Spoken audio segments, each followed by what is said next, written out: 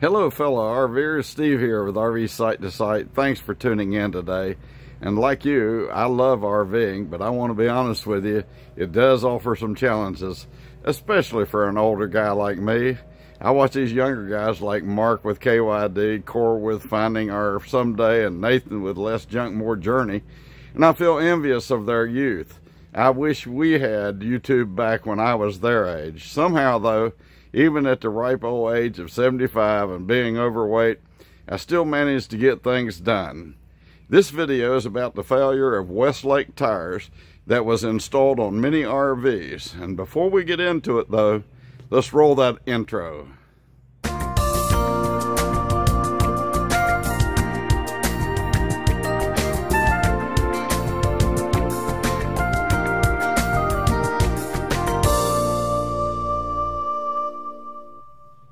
A few weeks ago, we were boondopping at our daughter's house in Wake Forest, North Carolina. We do that pretty often. When we came back home, we were putting our RV back into the storage area, and Renee, my wife, noticed that the rear tire on the entry door side of our RV was flat.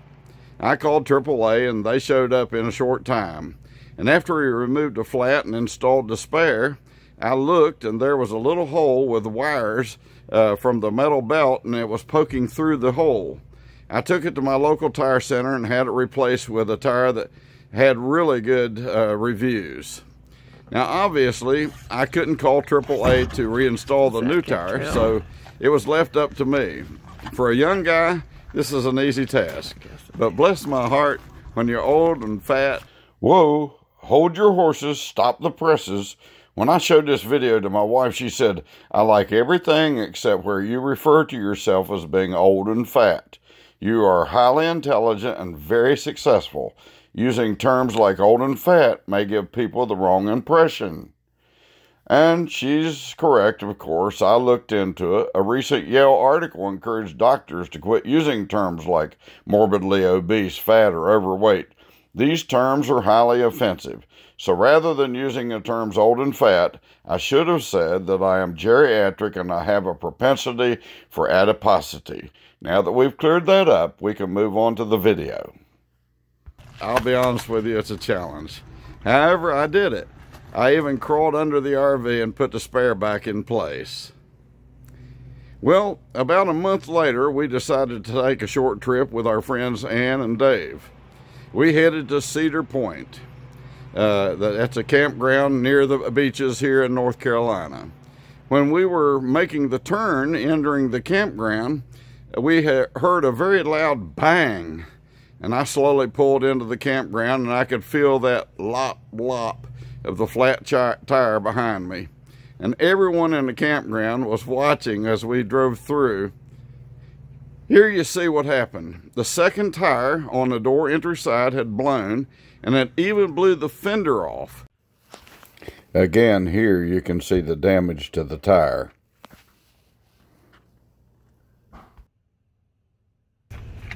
And it blew the fender off the camper and busted it up.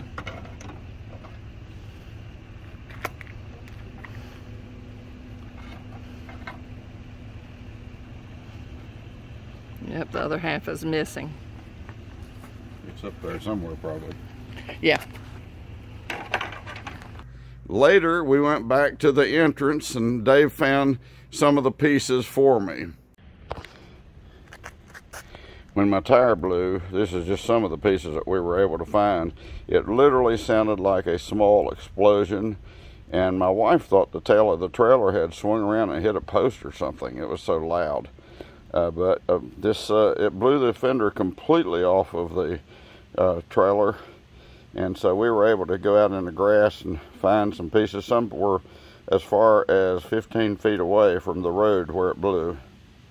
And I called AAA again, and within 30 minutes the mechanic was there, and he changed the tire. He also mounted a spare tire on there so I could take it when I headed back home.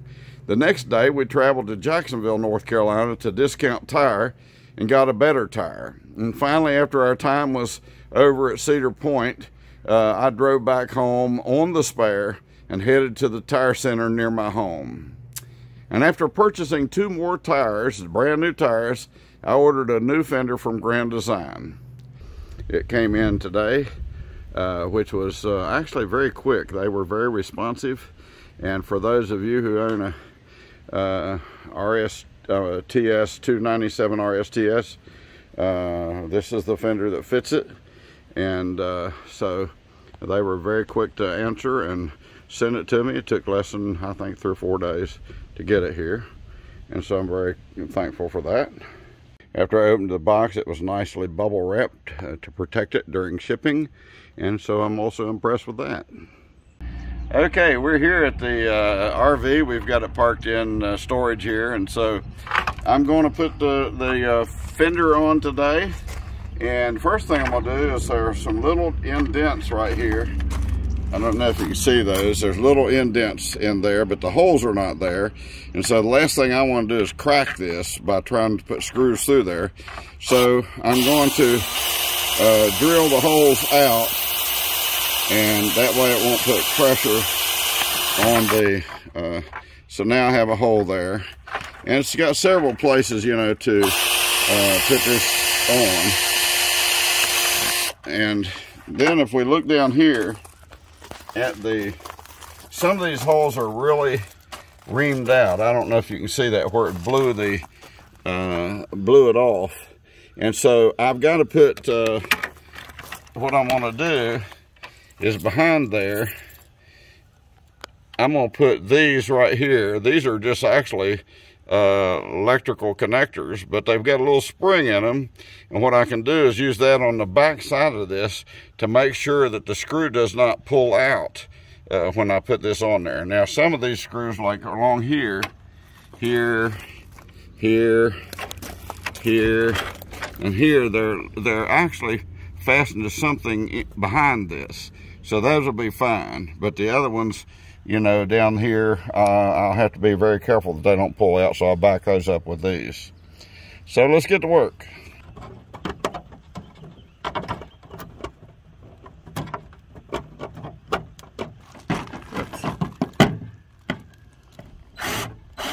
Okay, then I'll have to look and see where that's at.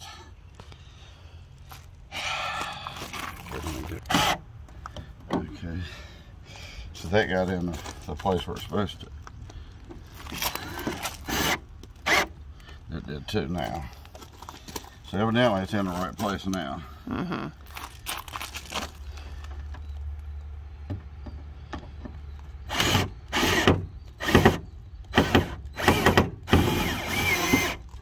It's in the right place. I guess. Might be a little too tight.